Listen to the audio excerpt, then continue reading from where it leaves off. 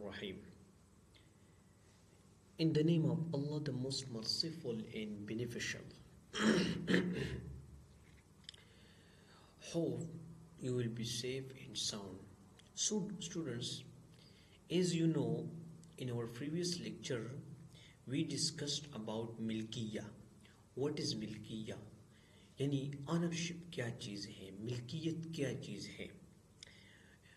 سو اگر آپ نے وہ والی لیکچر نہیں دیکھی تو پہلے آپ اسی پلے لسٹ میں وہ والی لیکچر دیکھیں، کیونکہ آج کا ہمارا جو لیکچر ہے وہ بالکل اس لیکچر کے ساتھ اسی کا ایک تسلسل ہے، جو کہ ہم اس میں پڑھیں گے انواع الملکیہ، یعنی ڈفرینٹ ٹائپس آف ملکیہ.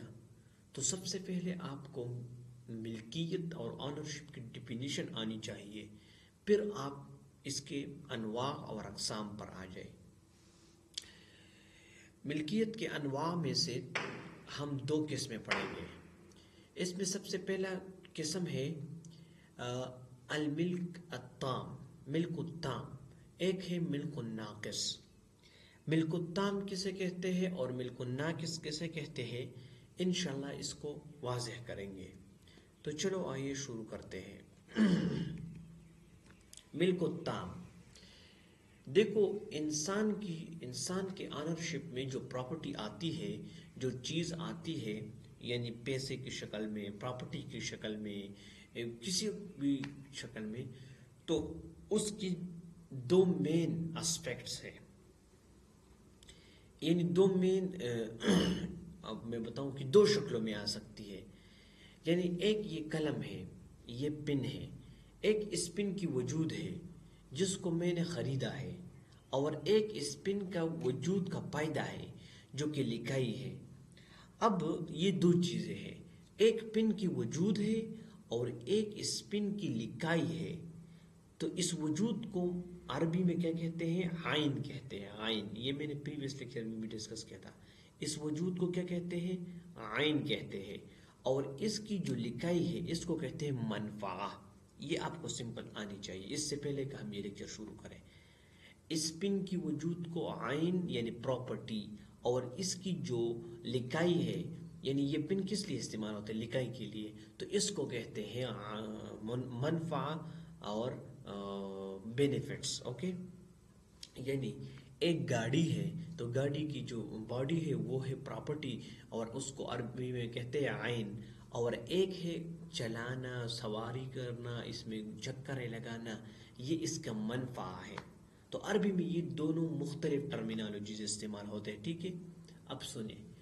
ملک التام ہوا ملک ذات الشیء. ذات الشیء یعنی جس ایک چیز کی باڈی، ذات، وہ اس ایک انسان اس کی مالک بن جاتا ہے، اس کے کس چیز کے، اس کی ذات کا. یعنی میں اس قلم کی ذات کا مالک ہوں کیونکہ یہ میرے ہاتھ میں ہے. وہ منفعتی، اور اس کی منفع کا بھی مالک ہوں جو یہ لکھائی مجھے دے رہا ہے. مان، دونوں. یعنی ایک میرے پاس گاڑی ہے اور دوسرا کیا ہے، گاڑی کا جو منفع ہے، یعنی اس کو بھی میں یوز کر سکتا ہوں. تو اس کو کہتے ہیں ملک التام. بحیث یثبت للمالک جمیع الحقوق المشروعہ، یہاں مالک کے لیے سارے کے سارے حقوق ثابت ہیں. مثلا میرے پاس فون ہے، موبائل فون، تو وہ جو میرے پاس موبائل فون ہے وہ ہے ذات الشیء، اس کی ذات ہے، اور اس کو استعمال کرنا اس کی منفعہ ہے. تو دونوں میرے اندر ہے، تو اس کو کہتے ہیں ملک التام.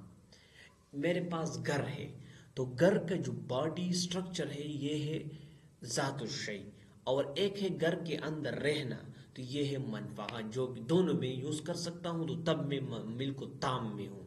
ہاں، اگر گھر میرا ہے لیکن اس کا قبضہ کسی اور نے کیا ہے اس گھر پر، تو پھر وہ تو اس میں رہتا ہے، تو وہ پھر کیا بن جاتا ہے، وہ پھر بن جاتا ہے ملک الناقص. کیونکہ گھر تھا میرا لیکن منفعہ کوئی اور لے رہا ہے، فائدہ کوئی، میں قلم ہے میرا لیکن میرے دوست علی نے اس چوری کر دی مجھ سے.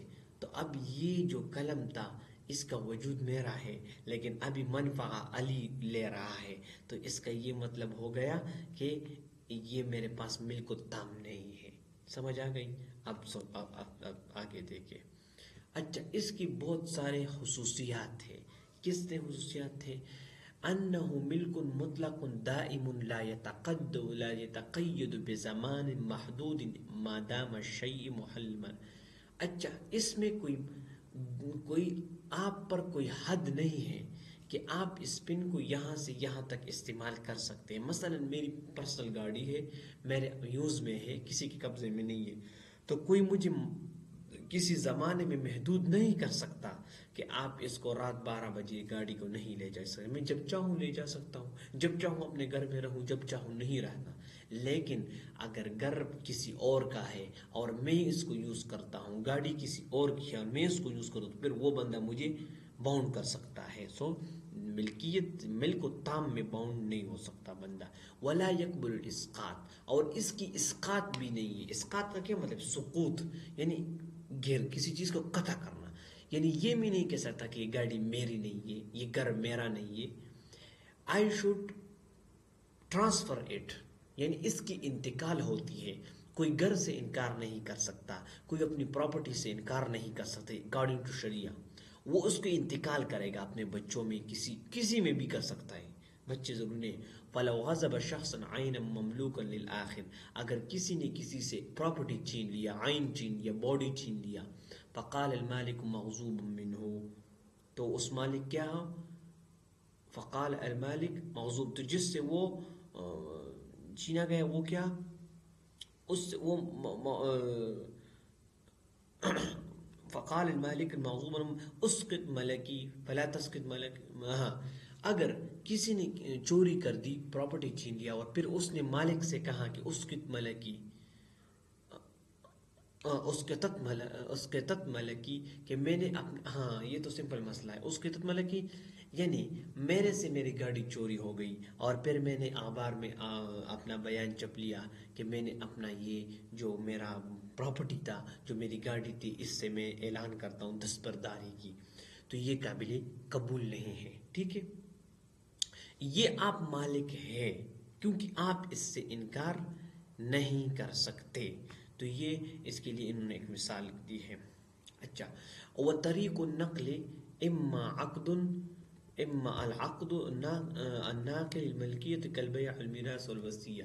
نقل کی بہت صورتیں ہیں، یا تو وصیت کر کے کسی کو دے سکتے ہیں، یا کانٹریکٹ کر کے کسی کو دے سکتے ہیں. یعنی پہلے موت سے پہلے کانٹریکٹ کرے کہ میرے مرنے کے بعد فلانا میری پراپرٹی کسی انسٹیٹیوٹ کو دے دو، تو یہ انتقال ہے. ٹھیک ہے، تو اس طرح کی کر سکتے ہیں، یا بیع و شراء بھی کر سکتے ہیں. وَيَمْنَعُ صَاحِبُ الصَّلَاحِيَةُ التَّامَّةِ، اس کا جو مالک ہے ملک و تام کا، اس کے ساتھ سب حقوق ہے کہ وہ اپنی پراپرٹی کو کس طرح بھی یوز کر سکتا ہے.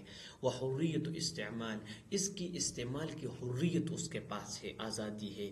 والاستثمار، استثمار یعنی کہاں پر انویسٹ بھی کر سکتا ہے. والتصرف، اور اس میں چینجز بھی لا سکتا ہے. فیملک کما یشاء، جس طرح وہ چاہے. فلہ البیع او الحب او الوقف والوصیہ، اس میں بیع بھی آ سکتا ہے، یعنی وہ اس پہ تجارت بھی کر سکتا ہے، ہبہ بھی دے سکتا ہے، کسی کو گفٹ بھی دے سکتا ہے. یہ مال جو اس کے اندر عین بھی اس کے پاس ہے اور منفع بھی اس کے پاس ہے. والوصیہ، اور اس میں یہ وصیت بھی کر سکتا ہے. اور والوقف، اور کسی کو وقف بھی دے سکتا ہے، کسی مدرسے کے لیے، کسی مسجد میں وقف بھی کر سکتے ہیں. کما لہ الاعارہ والاجارہ، اعارہ اور اجارہ بھی دے سکتا ہے. لأنه يملك ذات العین والمنفعة معا، کیونکہ یہ بندہ جو ہے یہ اس چیز کے ذات کا بھی مالک ہے. عین میں نے بتایا تھا، عین پراپرٹی کا بھی مالک ہے. ومنفعة معا، اور اس کی استعمال کا بھی مالک ہے. فلو تصرف بها معا، اگر یہ دونوں میں تصرف کرنا چاہتا ہے. او بالمنفعة فقط، یا ایک میں تصرف کرنا چاہتا ہے. ایک میں کس طرح؟ یعنی ہاں اگر وہ دونوں چیزوں کو کسی کو دے سکتا ہے تو دینا چاہتا ہے تو دے سکتا ہے. اگر ایک مثلا گھر میرا ہے، میں علی بھائی کو دے رہا ہوں، تو یہ میں نے اس کو منفع اس کے حوالے کر دیا. عین میرے پاس ہے، عین جو ہے وہ میرے پاس ہے، صرف منفع اس کے حوالے ہو گیا، تو اس کو کہتے ہیں تصرف. ٹھیک ہے.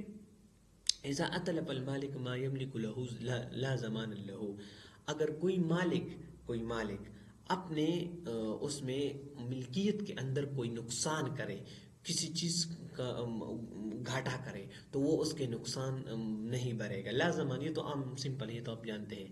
لا يتصور مالک زمان فی شخص واحد لأنه یعنی آپ جان سکتے ہیں کہ کس طرح ایک بندہ اپنے اگر اس کی ملکیت میں اگر وہ کچھ کرنا چاہتا تصرفات تو وہ کر سکتا ہے. So guys, this was our discussion about ملک الغین انواع الملک, جس میں ہم نے آج ملک التام پڑھا. اور انشاءاللہ اگلے لیکچر میں انشاءاللہ ہم ڈسکس کریں گے ملک الناقص, یعنی ناقص ملکیت کیا ہے جو اس کی دوسرا قسم ہے. So if you have any question you can ask you in next lecture.